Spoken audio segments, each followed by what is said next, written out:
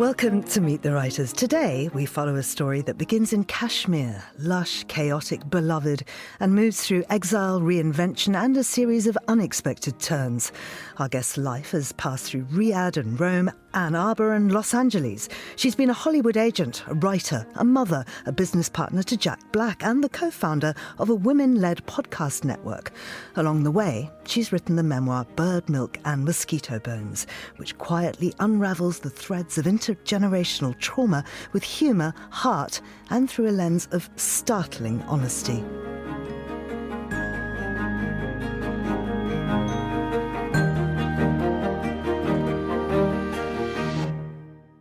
Priyanka Mattoo, welcome to Meet the Writers. Thanks so much for having me. We actually met in Jaipur in India, where it was cooler than it is in London today. It's so uncomfortable outside. But you live in LA. I mean, surely it's like this all the time. It's dry and consistent. Okay. We have that. Well, tell me about Kashmir, because I know very little about it. And of course, it's had such a troubled history. It has. It's had these long periods of peace. It's a beautiful, beautiful region in the foothills of the Himalayas in the north of India. And, this last stretch lasted until the late 80s when there was an uprising and militant activity in the region. And then all the Hindus, my community, was sort of driven out in the winter of 89-90. And that's when my own community, my family fled, my extended family fled. The whole community ended up fleeing during that winter. But the house and the community and the family that you had there was sounded kind of idyllic, and I wonder how you imagined your future there to be. Yes, it was. It was a vacation destination. It was a backdrop for lots of Hindi films. It was a gorgeous, gorgeous spot, and it was very idyllic. I still remember the fresh air and the taste of the water and what it felt like to be there. And we had no inkling of what was to come because, like you said, we lived abroad. I was born in Kashmir, and then we moved here. We moved to London for a bit. So my dad really could gather funds to build a house and figure out how to build a children's hospital back home. And the idea was always to go back and stay there. And then that obviously didn't happen. So we just kept moving. Your parents were highly educated. Your father was a doctor, and you write about your mother trying to protect you from the weight of what was happening. Did you understand what was being lost at the time? I did. Of course, they tried their best in the same way that today we try to protect our kids from the worst of the headlines, but also they need to understand what's going on. I was about 10 when it all started, 9 or 10, and I knew that I knew things had gone wrong because we didn't go back to our house. We went there one summer and that was it. We never went back again, and we slowly sort of lost it. My grandparents left. They sort of arrived, in the middle of the night one time, sad looking, not like themselves, and I knew something huge was happening. It wasn't as easy I couldn't hop on the internet and find out what was going on. But I did know something heavy and terrible was happening, and I knew my job was to just sort of step aside, stay quiet, and make sure that I wasn't adding to the burden. Because you were a really studious child and you did understand that. It seems the whole way through there is this notion that you must just, it's up to you. You've got to be very responsible and not make anything worse. And then, of course, when your adored baby brother is born, you take on the mantle of looking after him. Yeah, maybe I wanted all of that energy to go in a direction that was more constructive than worrying about what was going on in the world because the stuff started in Kashmir, and then shortly thereafter, we had the Gulf War. We were living in Riyadh at the time. Then we had a lot of other things that I talk about in the book. But I had this stretch sort of from 9 to 14 that was pretty tumultuous. And instead of acting out, I centered all of my focus on co-raising my little brother. And reading, of course. And reading. Being taken into Southwark Library is like one of the big memories for you as a small child. Yes. We lived in Southwark. We lived in Bermondsey, right near Borough Market. And I went to the library multiple times a week. And that was maybe we moved so much that was how I kind of, you find a home everywhere you go if you got a book with you, right? Yeah. So I read from a very early age, and I read voraciously, and I would first bring a backpack to the library, then bring like a little trolley to the library and bring home 20, 30 books at a time. But of course, you didn't even speak English when you arrived in Britain. When I arrived, I did not speak English. I spoke Hindi and understood Kashmiri, and then I was dropped off at nursery school, and I did not speak a lick of English, although my parents claim that I was speaking it by the end of the first week. I don't. They're excellent storytellers. They certainly are, and so are your grandparents. They are absolutely unforgettable in this book. What do they collectively teach you about survival? You know, we have a long history. We have a long storytelling tradition that's oral. I think because we had cold winters and because we had sort of a complicated history in general. In my parents' lives, there were, I believe, 3 air wars over Kashmir. So there's always something going on. And the community sort of like was used to battening down the hatches, closing the doors, hiding in the house all together, family together, making each other laugh, staying up all night through the fear, talking through the fear, making each other laugh through the fear, comforting each other through the fear. I didn't get to feel what that was like when my parents were children, but I felt it a little bit during the Gulf War when my mother pulled us both into the bed and kept us, as cheerful as she could with stories and making sure that we felt all right and telling us that everything was going to be all right. And that was unfortunately, a skill that she had developed over many, many years through many conflicts. And of course, laughter does seem to be the way that your family copes with a lot of things. And food, too. There's a real sensory imprint in these meals that you talk about. You describe Rogan Josh, winter squash in yogurt, tomatoes, cucumbers eaten cross-legged on the floor. I mean, how much of memory for you is carried in taste? So much of it is. We're big eaters. I was talking to my dad the other day and I said, there are always these studies about South Asians having heart disease and all that, it's like large numbers, heart disease and all these kinds of things. And I said, do you think it's because we eat too much? Do you think it's because every celebration is eating and every sad thing is eating? And it's just the center. You wake up in the morning and you're like, what should we have for lunch? What should we have for dinner? But also all family gatherings were noted by just like rivers of food. I mean, we were just being fed and feeding each other and eating and talking about the food and thinking about and sleeping off the food and going for a walk so you could make some space for more food. And it was a very generous, I would say, like wedding and party social system that we had in place. I'm here actually. Part of the reason I'm in town is for my brother's wedding. And he too is a feeder, turns out, even after, like not living through what I did. But we ate very well this weekend. Very, very well. Quite sure. Did he marry in or out? He married out. He married a nice girl from Ohio who he met in the U.S. and they just moved here a few years ago. So all of the family flew in for the wedding. I find it astonishing, or perhaps I shouldn't, perhaps it's different in Kashmir, but that your mother's generation, that whole generation of girls particularly, their father, like there was a cook because he said, you girls are not to waste your time in the kitchen. Yes. He did not believe that women should do what had traditionally been women's work. He believed women should be educated. And that was their purpose in life, was to be educated and be, equal members of society. It was mostly women in my mother's family because she was, my grandfather and his brother and his sister sort of like built this joint family house that was like 3 houses all mushed together. So all the cousins grew up together. And my mother was the oldest of 11 cousins. And that was it 9? It was 9 girls.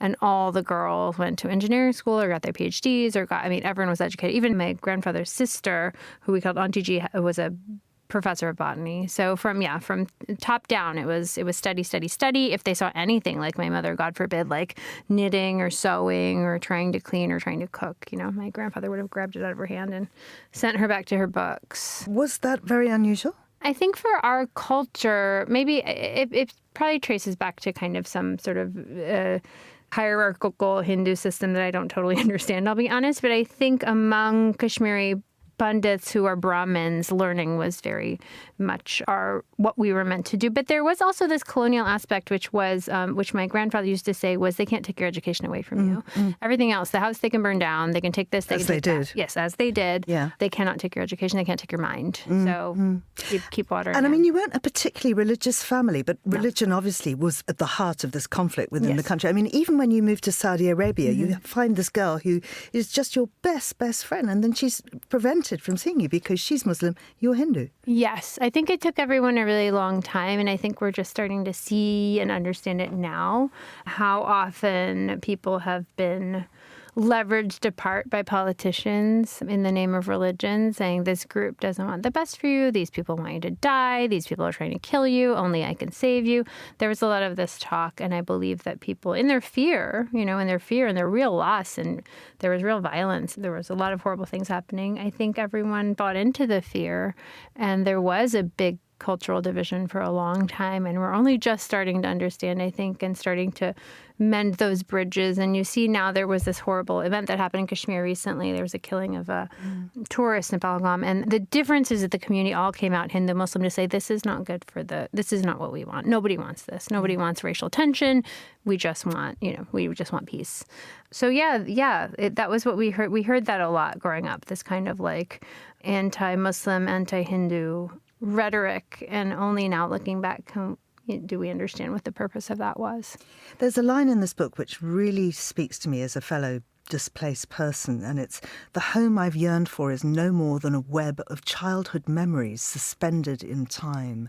I just love that. I mean, do you still dream about those houses? Yes, I do. I sometimes do dream about being in the house. I can remember walking around. I can remember each room. I could draw you a picture of each room. But also, they don't exist. The houses don't exist. So like I said to you, the quote, the line that you just recited only makes you sad if you think about it. I try not to think about it.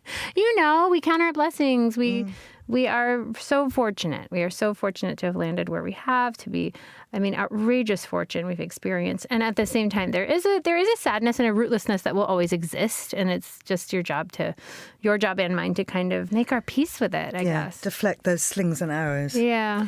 You fought very hard as a young girl against being looked at and against beauty rituals and clothes and the pressure to sort of perform femininity. Mm-hmm. Why do you think that was? That is a really good question, and it's actually something that I am trying to figure out now as I have a daughter who's 6 and all she wants is 6 costume changes a day, like chenille and pink and sparkles and tutus and this and that and accessories, and she does not mind. She does not mind the parade. She loves it, and it's such an expression of a joyful expression of who she is.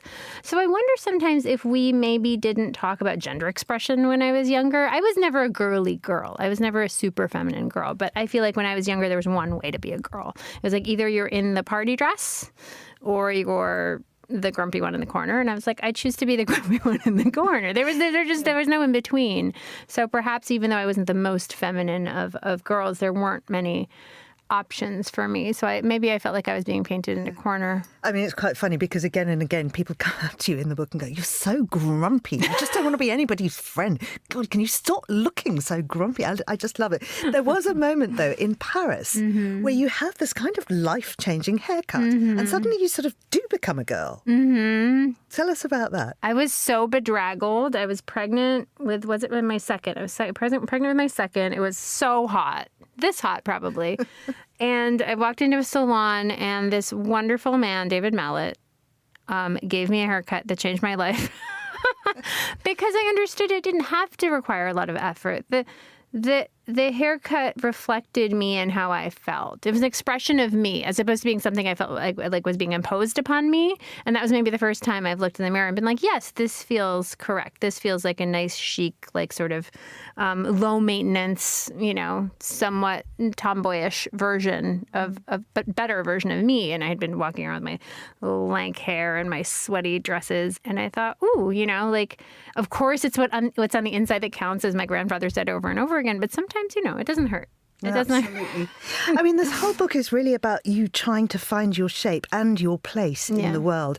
And along the way, there are various people that really help you with this. For instance, your friend Jenny, your boss Sharon, sort of gentle antagonists in your life story. How important have female friendships been in finding your own shape? So important. And I came to them quite late because I was such a strange child, as you will learn from the book, that I didn't really have a lot of friends, or the friends that I did have were men, because my joke is that men don't require much from friendship. You just kind of have to be nearby.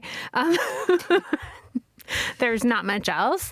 And so I had these sort of like not terrible, but not very fulfilling male friendships. And then I would meet a girl here or there and like understand how rewarding it was to put in a little more effort and get so much back, to have like a really close female friendship. So Jenny, yes, is my best friend. She's like my sister. She's been my dear, dear friend for 20 some years. And she's a girl. She's a girl.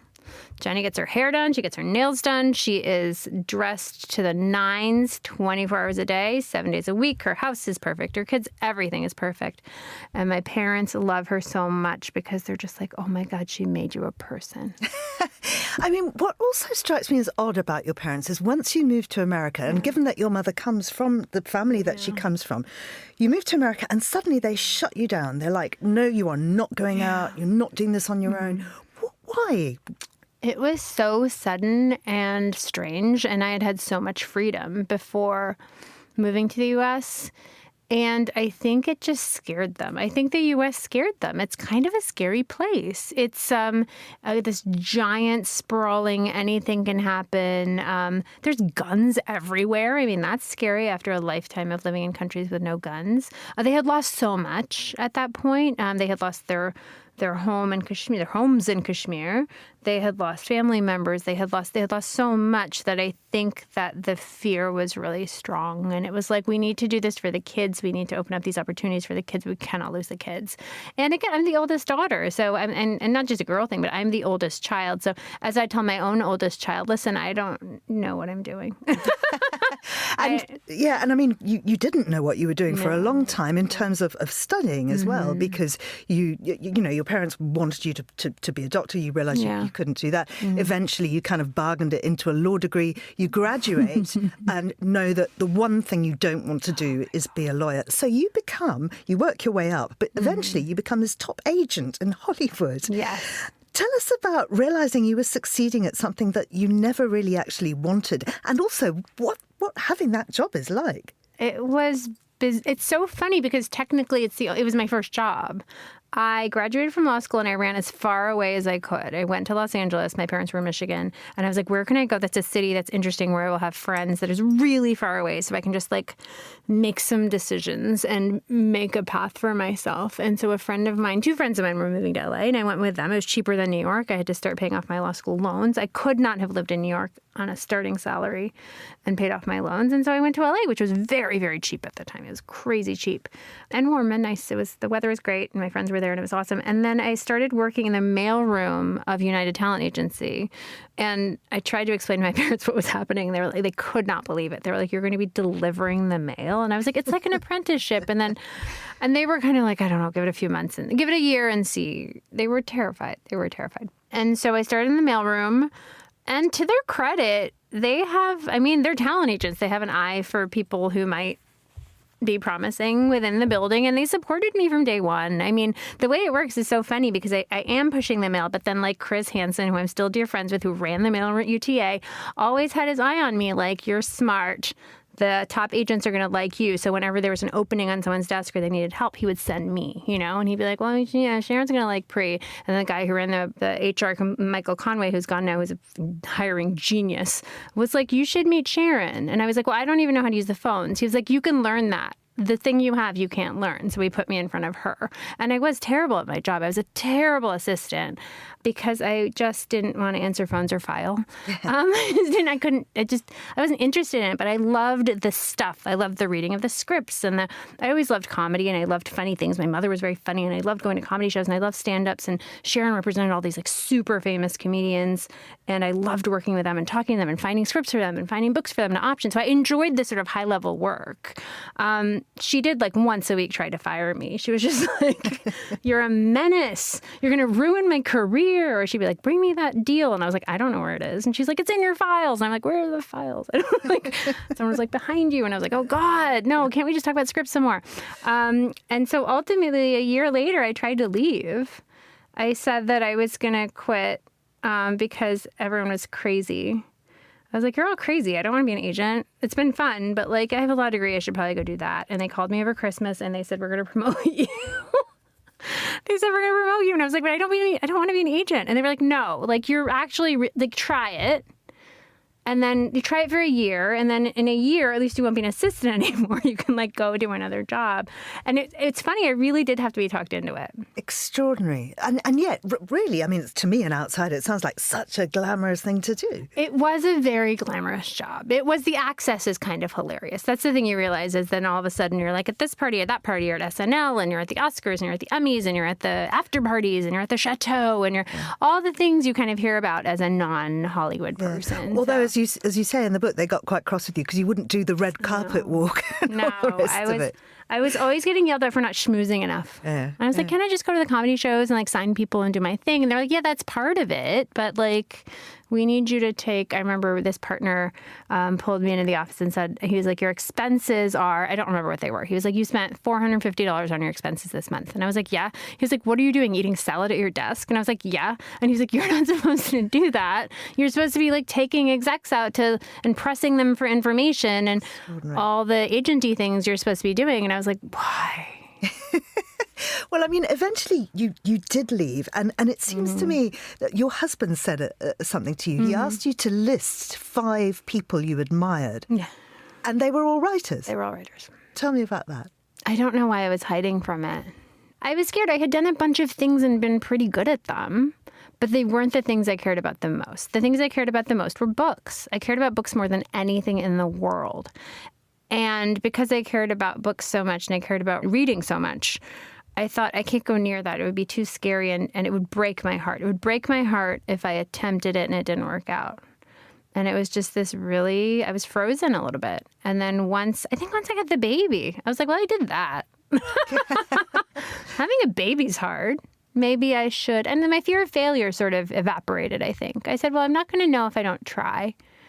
And so I started writing. He was totally right. I mean, he's a writer. And he had said from the beginning, why aren't you writing? And I was like, don't be ridiculous. I don't want that. What I love this story where this is now years before you meet him. You're sort of a bit drunk and a Build-A-Bear workshop. And you describe the bear you make. Well, I went to this premiere. This is still when I thought I could be an agent. I went to this premiere. It was a premiere of Fred Claus, a movie which no one remembers except for me, Rachel Weisz and Vince Vaughn, I believe. It was a great premiere. And they had an ice skating rink, and they had, like, Larry David yelled at me about something. And, like, there was a Build-A-Bear station. There's a bouncy castle for adults. There's a Build-A-Bear station where, you get to, like, get a teddy bear, and then you can get costumes and stuff. And so I arrived at the end of the Build-A-Bear, and it was just scraps. And I was like, all right. I was like probably 5 to 6 drinks in at this point, and I took a teddy bear, and the only things left were like a yarmulke, a what do you call it, a kippah, Jewish hat, yeah. And a beard, and white, like little tidy whitey underwear. So I took home that bear. I got in a cab with a little teddy bear with a beard and a yarmulke and tidy whitey underwear, and then many, many years later, when after I was married, and then I moved in with my husband after I got married because Jenny and I loved living together. Rodney was helping me move out of our house, my house with Jenny, and in the back of a closet, he found this bear. Now, I have to tell you that Rodney is bearded. He is Jewish. And as I mentioned in the book, he's a naked person. Like he wears his tighty whities. He fully walks around in his underwear all the time. And he takes out this bear, and he's like, what is this? And I was like, oh, that's a Build-A-Bear from this premiere a bunch of years ago. He goes, did you magic me into being? And I was like, oh my God, I totally did. Incredible, incredible. Now you've a very happy marriage. You, in fact, met his parents before you met him. So it's this wonderful kind of melded family across the generations. They're here right now. I just went to the Science Museum with them this morning. We spend a lot of time together. Absolutely wonderful. And of course, now you've got your own children. But you're finally in therapy because for years you've suffered chronic stomach pains and all sorts of things. But then you noticed your son was having some difficulties, very frightened of fire, for instance, and had all these little things that were really scaring him. What did your therapist say to you that kind of helped you see that, in fact, what you were doing it for was the next generation? Oh, this is the quote to end all quotes. I love this so much. It really stopped me in my tracks. My therapist, Anjali, at the time said, pain is passed down until someone has the bandwidth and resources to feel it. Wow. And I don't know who she's quoting, but that is it made it feel so much, when you come from a culture that doesn't necessarily, like, everyone's not going to therapy all the time, but it felt so selfish. It felt so silly to go in when, what problems do I have? Really, material problems? None. But there was a lot of emotional stuff that I had to deal with and process, because you do just pass it down. When you have children, that stuff comes out in such strange ways. And it is my job. It is absolutely my job to make sure that I deal with it. I deal with everything that's been passed down to me so that they don't repeat the patterns. And that's been the work. That's definitely been the work for me. How interesting. Tell me about your business with Jack Black. Oh, yes. So when I was an agent and I wanted to leave, I tried to leave every year. And they wouldn't let me. And then finally, I wanted to go be closer to the making of the thing. I loved representing clients, but, then I would get them a job, or I would help them sell a thing, and then I would never hear about it again. And I was like, I really want to learn how to make the thing. So I thought, well, maybe I'll try my hand at producing. And then Jack, who I'd been working with for a long time, Sharon was his agent. So I'd worked with him in some capacity since my first day working for Sharon. Jack was given a deal to start a TV company. And he was kind of talking to Sharon. He was like, well, who would I hire? Jack's got a very small, he's the best, I should just say. He's the greatest. And he has a very small circle of trusted friends. And he doesn't really want to go through the interview process and find it. That's just not his thing. And Sharon was like, well, Pri's been trying to leave forever. And he's like, oh, well, we should talk. And so we sat down, we had lunch, and it was great. I got to leave. I started a TV business for him. We learned how to develop. I learned how script works, inside and out. We sold a bunch of TV projects. We made some pilots. We made some movies. We went to Sundance a bunch of times. It was so great. It really was the step I needed to pull myself out of the agency, learn how movies and TV were made, learn how things are developed sort of from idea to creation. And then that's what started me writing, honestly, because then I wrote and directed a short film, sold my own TV pitch, sold my own scripts. And he's just the most supportive, wonderful, truly the kindest, gentlest, greatest guy. And the thing I always loved about Jack, and he taught me a lot about art and a lot about the business, because everything that we developed was, it's hard to explain. Every once in a while, there's a really special property that goes out, like a book or a comic book or a pitch or whatever, script or whatever that goes out in Hollywood, and everyone competes over it, right? And so we would get sent these things, and we were always like, the things that we want, nobody else wants. It was always life rights to some obscure outsider artist. Or it was, there's a reason that Jack, I think, his career endures. One is his agent is brilliant. Sharon's brilliant. Well, she's his manager now. But his taste is incredibly specific. And he does things that only he could do. You watch him in things and you're like, yeah, no one else could do it that way. And that's how his taste was in he would either connect with things or he wouldn't. When he connected with stuff, it was special.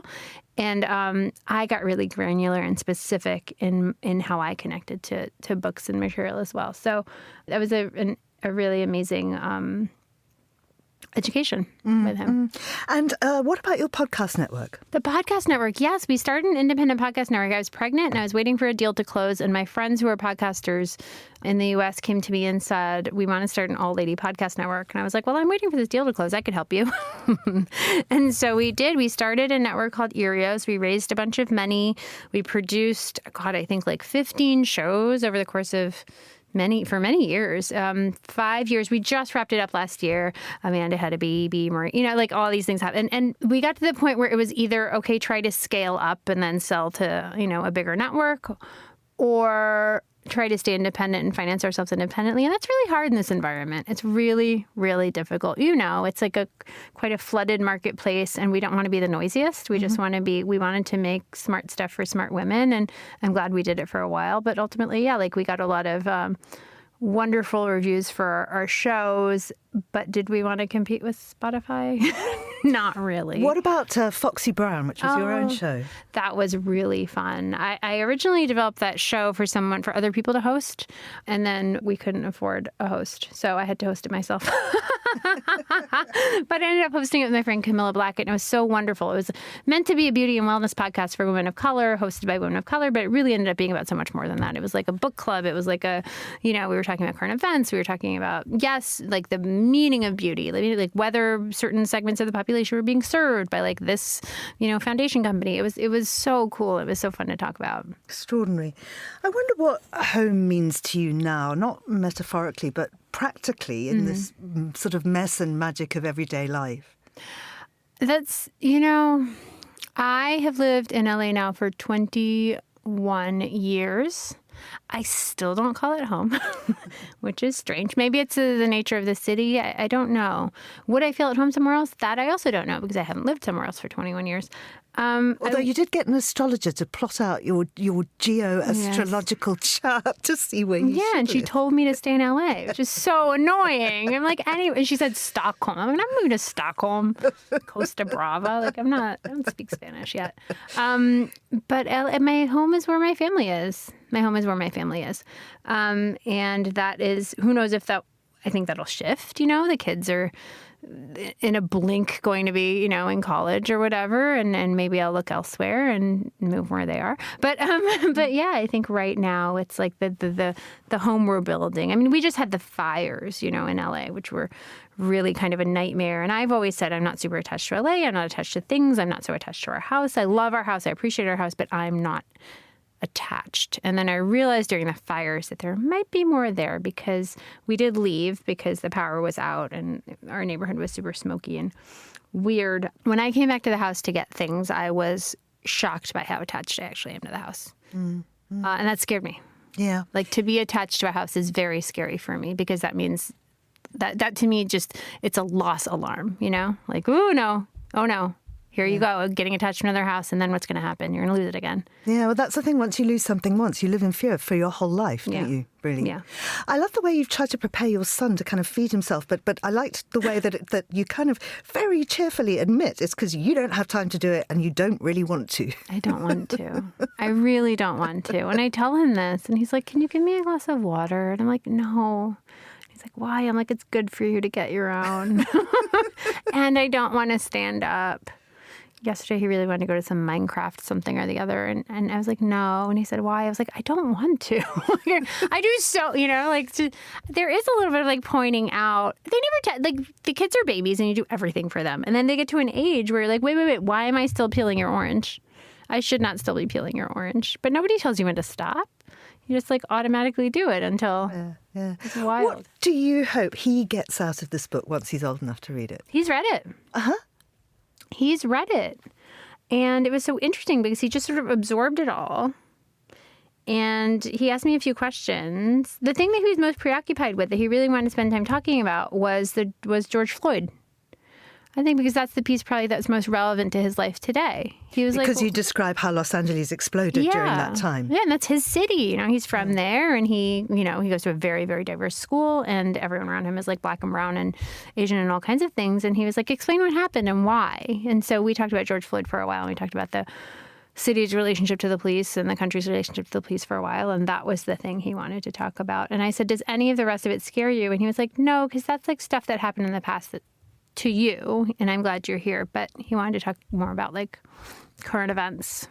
Priyanka Mattoo, thank you so much for speaking to me. Thanks so much for having me. Priyanka's memoir, which is Bird, Milk and Mosquito Bones, is a reminder that identity isn't a place you return to. It's something you build again and again through stories, through laughter, and through the people that you love. My thanks to Priyanka for sharing her time, her wit and her extraordinary life. And the book is published by Vintage. It's out in paperback now. You've been listening to Meet the Writers. Many thanks to the producer, Steph Chunga, who also edits the programme. I'm Georgina Godwin. Thank you for listening.